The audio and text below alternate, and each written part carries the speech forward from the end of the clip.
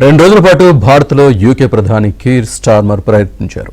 ఈ సందర్భంగా వాణిజ్య ఒప్పందాలతో పాటు లండన్ యూనివర్సిటీలు ఇండియాకు వస్తాయని ప్రకటించారు. 2030 నాటికి 2 దేశాల మధ్య $56 బిలియన్ వాణిజ్యం జరగబోతుందని ఆశాభావం వ్యక్తం చేశారు ప్రధాని మోదీ. 2 రోజుల పర్యటన నిమిత్తం భారత్ వచ్చిన యూకే ప్రధాని కీర్ స్టార్మర్ బిజీగా గడిపారు. ఈ సందర్భంగా ముంబై విమానాశ్రయంలో బుధవారం నాడు మహారాష్ట్ర సీఎంతో పాటు పలువురు అధికారులు ఘన స్వాగతం పలికారు. ముంబై రాజ్ భవన్ లో ఉన్న కీర్ స్టార్మర్ తో ప్రధాని భేటీ అయ్యారు. ఈ సందర్భంగా ఇరు దేశాలకు సంబంధించి పలు కీలక అంశాలతో పాటు దౌత్యపరమైన భాగస్వామ్యాలపై నేతలు చర్చలు జరిపారు. అనంతరం ఇద్దరూ కలిసి ముంబైలో జియో వరల్డ్ లో ఉన్న ఇండియన్ ఆర్ట్ అండ్ క్రాఫ్ట్ సెంటర్లను పరిశీలించారు. ఖాదీ వస్త్రాల గురించి ప్రధాని మోదీ కీర్ స్టార్మర్ కు వివరించారు. జియో వరల్డ్ సెంటర్ లో ఏర్పాటు చేసిన సీఈఓ సమ్మిట్ లో మోదీ కీర్ స్టార్మర్ పాల్గొన్నారు.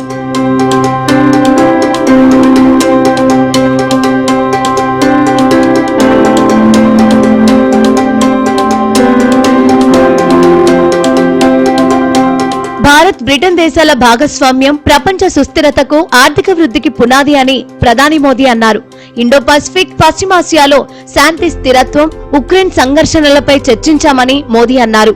ఉక్రెయిన్ మరియు గాజా సమస్యలపై శాంతి కోసం చర్చలు దౌత్యం ద్వారా చేసే అన్ని ప్రయత్నాలకు భారతదేశం మద్దతు ఇస్తుందని తెలిపారు. 2030 నాటికి భారత్ యూకే మధ్య వాణిజ్యం $56 బిలియన్ చేరుకుంటుందన్నారు.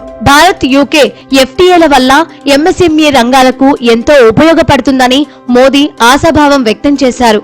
पिछले वर्ष हमने India UK technology security initiative launch किया. इसके तहत हमने critical and emerging technology joint research और इनोवेशन के लिए एक मजबूत मंच तैयार. दोनों देशों की युवा पीढ़ी को इनोवेशन इस ब्रिज से जोड़ने के लिए हमने कनेक्टिविटी और innovation centre, joint AI research centre जैसे कई कदम उठाए. हमने क्रिटिकल मिनरल्स पर सहयोग के लिए एक इंडस्ट्री गिल्ड और सप्लाई चेन ऑब्जर्वेटरी की स्थापना का निर्णय लिया है.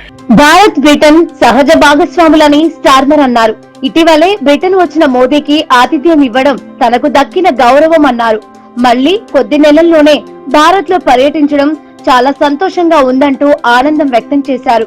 భారత్ యూకే మధ్య కీలక వాణిజ్య ఒప్పందాలు చేసుకున్నామన్నారు Starmer.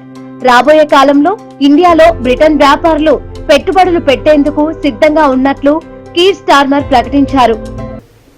Just look at the sheer scale of India, the world's largest democracy, on track to become the 3rd largest economy by 2028, an economic superpower in the making.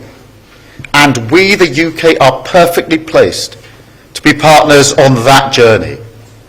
We want to build the sectors and the skills of the future together. So this trade deal is a launchpad to boost British leadership in everything from tech to life sciences to renewable energy and much more beyond that. Bharat వచ్చిన UK ప్రధాని వద్ద ఖలిస్తానీ ఉగ్రవాదుల అంశం గురించి ప్రస్తావించినట్లు విదేశాంగ శాఖ అధికారులు తెలిపారు.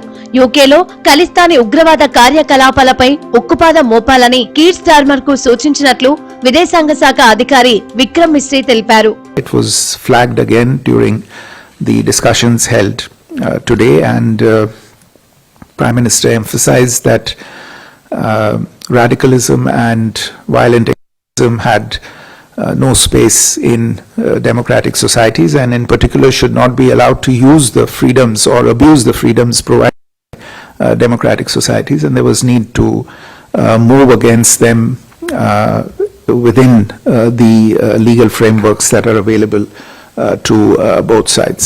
భారత్ లో ఆధార్ కార్డు అంశం గురించి యూకే ప్రధాని కీర్ స్టార్మర్ ఆరా తీశారు.